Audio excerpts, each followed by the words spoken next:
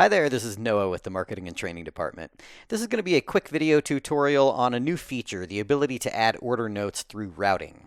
Now before we dive in, I want to encourage you to like and subscribe to the ERS YouTube channel so you never miss out on any updates. And you can do that by clicking on the little ERS logo in the bottom right hand corner of your screen here in this video. And I also want to encourage you to join the Party Rentals 101 group on Facebook.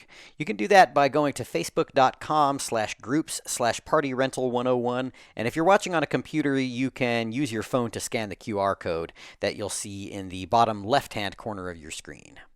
All right, so let's get rolling. I am logged into the back end. I'm going to go ahead and click on delivery to go into routing. I'm going to click on a day when I have a few orders. And I'm going to go ahead and click into one of my orders here.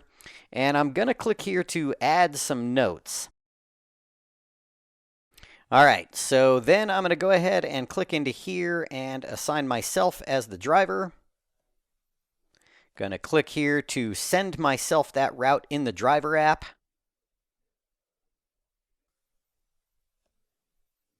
And then I am going to switch to my phone for the rest of this video. So I'm going to go ahead and log into my driver app. Looks like I'm already logged in. Going to go ahead and view my load sheet. Let's look at the correct date.